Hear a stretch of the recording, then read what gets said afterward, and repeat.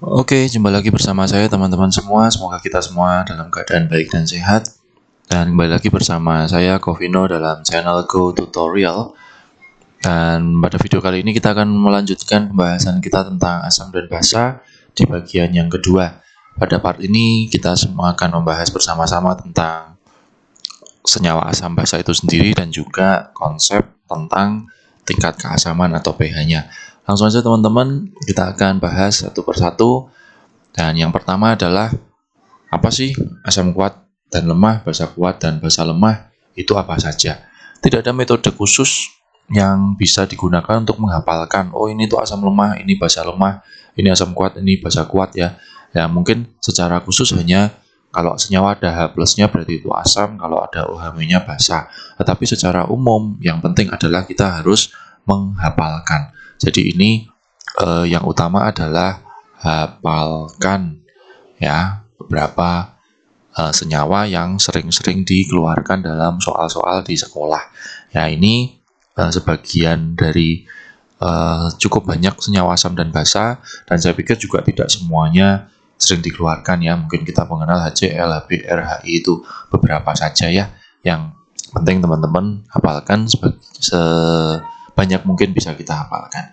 Dan berikutnya asam dan basa bisa dilihat dari kisaran nilai indikator juga gitu ya. Jadi kita bisa menghitung pH itu dilihat dari indikatornya ya kan, daerah perubahan warnanya.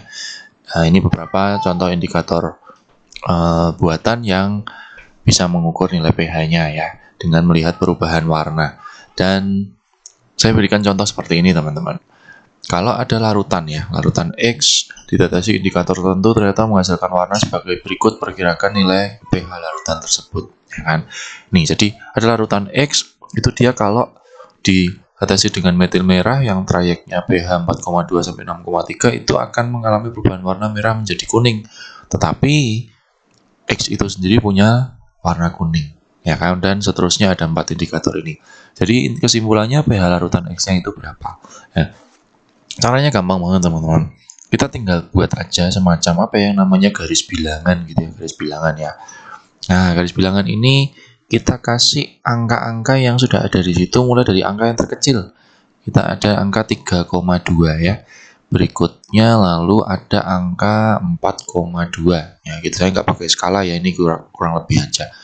Ada angka 4,4. Berikutnya ada angka 4,7. Ada angka 4,8. Ya, ada angka berapa lagi? 5,4 ya. 5,4. Lalu berikutnya ada angka 6,3 dan yang terakhir ada angka 8,3. Nah, kita lihat gini nih teman-teman. Kalau metil merah ini trayek pH-nya di antara 4,2 sampai 6,3 dan dia merah kuning. Ternyata warna larutannya kuning. Berarti kalau kita cocokkan ini merah di 4,2, kuning di 6,3, artinya kalau dia warnanya kuning, ini pH-nya akan lebih dari 6,3 kira-kira. Ya, ini berdasarkan indikator yang pertama. Yang kedua, metil jingga ini hanya bisa mengukur 3,2 sampai 4,4 hanya di sini. Dia warnanya merah kuning tetapi juga berwarna kuning. Artinya dari 3,2 4,4 ini kita akan ambil yang sebelah kanan juga. Ya, sebelah kanan juga. Berikutnya yang ketiga, metil ungu itu 4,8 sampai 5,4 ya. Sedikit sekali areanya. Dia ungu hijau tapi dia juga berwarna hijau. Artinya kita akan ambil daerah yang sebelah kanan juga. Di 4,8, 5,4 di sini kita ambil yang hijau sebelah kanan. Ya, sebelah kanan juga. Kan gitu. Nah, berikutnya untuk lakmus ini mengukur 4,7 sampai 8,3. Nah, ini yang khusus nih teman-teman.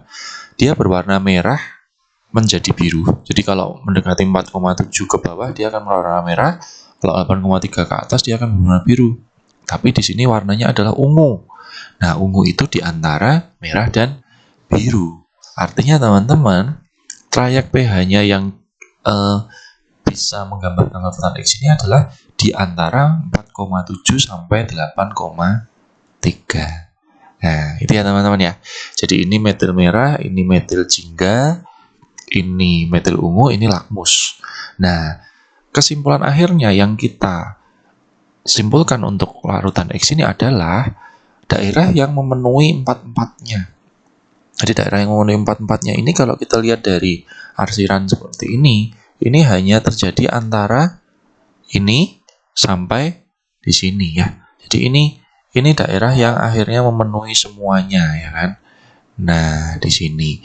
Jadi artinya pH larutan X itu kisarannya adalah 6,3 sampai 8,3. Ya, meskipun ini mungkin tidak tepat sekali, tetapi kisaran nilai pH-nya seperti itu. Itu teman-teman cara membaca indikator dari perubahan warna, indikator untuk menghasilkan pH tertentu ya. Mudah-mudahan jelas ya, nanti contoh lain akan saya jabarkan di part selanjutnya. Nah, berikutnya, sebelum kita mengenali dengan menghitung pH dan kawan-kawannya, kita harus tahu konsepnya dulu gitu ya. pH itu apa sih ya? pH itu tingkat keasaman. Jadi yang namanya senyawa asam pasti dia akan mengukur atau akan diukur tingkat keasamannya. Sedangkan lawannya kalau kita punya basa, berarti dia akan diukur dengan yang namanya pOH, ya kan? Nah, pH dan pOH ini secara umum nanti dia akan didapat melalui ada yang namanya konsentrasi H+ dan konsentrasi OH-. Ya, dimana kalau secara umum konsentrasi OH- dikalikan konsentrasi H+ itu akan menghasilkan angka 10 pangkat min 14. Ya, yang ini nanti seterusnya kita sebut dengan yang namanya tetapan kesetimbangan air atau KW. Ya, seperti itu. Nah, lalu cara mencari pH atau pOH itu seperti apa ya? Nah, ini pH dan pOH ya. Saya nulisnya jadi pOH duluan ya.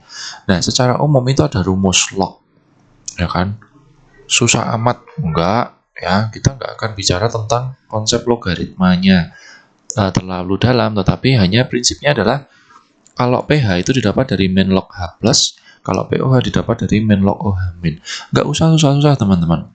Jadi kalau misalkan kita punya H+ itu adalah 10 pangkat min 3, itu pH-nya berapa? Langsung ini teman-teman, langsung 3-nya. Gampang kan?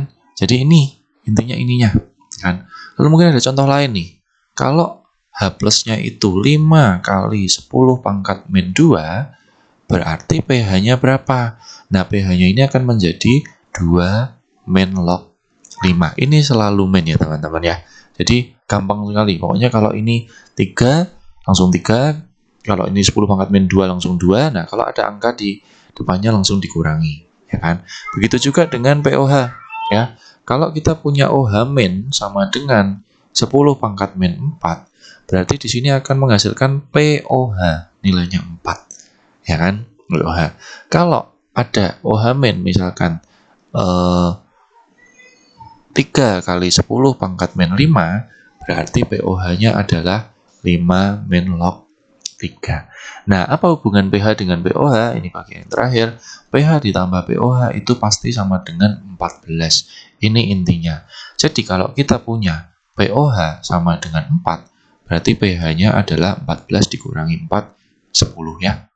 Tapi kalau misalkan yang ini, pOH-nya itu 5 min log 3, berarti pH-nya adalah 14 dikurangi, hati-hati dikurung dulu, 5 min log 3. Sehingga nanti begitu dibuka kurungnya menjadi 14 min 5 plus log 3 atau menjadi 9 plus log 3 ya. Ini konsep pH dan pOH teman-teman. Nah, bagaimana cara menghitungnya? Kita lihat pada bagian selanjutnya. Nah, jadi asam dan basa tadi sudah dibedakan antara asam kuat dan basa kuat, serta asam lemah dan basa lemah. Pasti perhitungannya juga berbeda. Kita akan mulai dari yang kuat dulu ya. Langsung, saya berikan contoh hitung pH dari NHNO3 0,4 molar dan CaOH2 0,02 molar ya. Kita tahu bahwa dua zat ini merupakan komponen asam kuat dan basa kuat ya. Nah, rumus dasarnya seperti ini teman-teman. Kalau untuk asam kuat, kita untuk mencari H+ adalah molar dikalikan valensi. Apa sih valensi gitu ya? Valensi itu secara umum hanya jumlahnya H+ atau jumlahnya OH-. Ya, jadi kalau kita tahu HNO3 HNO3 ini kalau dijabarkan menjadi H+ dan NO3-, berarti ini kita sebut sebagai valensinya adalah 1 saja. Ya. Jadi ini H+-nya adalah 1. Ya kan? Nah, sehingga kalau mencari H+, langsung valensi molarnya 0,4 dikalikan 1. Ya udah, ini 0,4 atau kita bisa sebut sebagai 4 kali 10 pangkat min 1, sehingga dari pedoman sebelumnya kalau mencari pH adalah 1 dikurangi log 4. Selesai ya teman-teman ya. Nah, begitu juga kalau kita mencari OH- ya. OH- itu dari basa. Di sini kita contohkan CaOH2. Nah, CaOH2 itu kalau dijabarkan dia akan menjadi Ca2+ plus 2OH-. Nah, ini yang penting. Jadi kalau seperti itu, ini valensinya bukan 1 teman-teman, tetapi 2. Sehingga ketika kita menghitung OH- itu adalah molar 0,02 dikaliin 2. Sehingga ini dapat 0,04 atau bisa kita sebut sebagai 4 kali 10 pangkat min 2. Ya. Sehingga dari situ kita mendapat pOH-nya adalah 2 min log 4 dan pH-nya 14 dikurangi ini nanti akan menjadi 12 plus log 4. Seperti itu ya teman-teman ya, untuk menghitung pH asam dan basa yang sifatnya kuat. Nah, kalau lemah seperti apa? Ya, kalau lemah, saya contohkan seperti ini teman-teman. Hitung pH dari larutan CH3COOH 0,4 molar ya. Nah, biasanya dia ada angka tetapan ionisasi Ka, atau kalau basa ya Kb. Atau bisa juga dia mempunyai diketahui derajat ionisasi ya. Nah, ini rumusnya seperti ini teman-teman. Kalau asam itu untuk mencari H+, itu dicari dari molaritas dikalikan, nah ini namanya derajat ionisasi. Jadi derajat ionisasi ini, ya kalau diketahui ini adalah yang disebut sebagai alfa itu tadi. Sedangkan kalau K itu adalah tetapan ionisasi. Nah, kita tinggal lihat mana yang diketahui saja. Jadi, kalau di sini kita punya CH3COOH. CH3COOH itu asam lemah jelas ya. Nah, karena yang diketahui adalah Ka, maka kita pakai rumus yang akar Ka kali M. Ka-nya 0,4 kali, Ka-nya 10 pangkat min 5 dikalikan molarnya 0,4 ya. Saya tulis kebalik, nggak ada masalah ya, karena perkalian sifatnya komutatif. Jadi ini sama aja menjadi 4 kali 10 pangkat min 6. Kalau kita akar menjadi 2 kali 10 pangkat min 3. Sehingga langsung kita bisa mendapatkan pH-nya adalah 3 dikurangi log 2. Gitu ya, teman-teman. Nah, ini karena yang diketahui Ka, maka kita pakai rumus yang Ka. Tapi, gimana kalau yang diketahui adalah alfa? Rumus untuk OH- sama persis dengan H+. Hanya bedanya ini basa, nanti hasilnya OH-, kalau H+, hasilnya menggambarkan asam, seperti itu ya. Nah, ini kita punya NH3 0,5 molar. Jadi molarnya 0,5 dan alfanya 0,3. Jadi, kalau gitu kita untuk mencari OH-nya kita akan memakai rumus yang ini, teman-teman. Molarnya 0,5 kali alfanya 0,3. Ini ketemu 0,15 ya. Atau mungkin bisa kita jabarkan menjadi 15 kali 10 pangkat min 2. Berarti di sini pOH-nya akan menjadi 2 min log 15 gitu ya.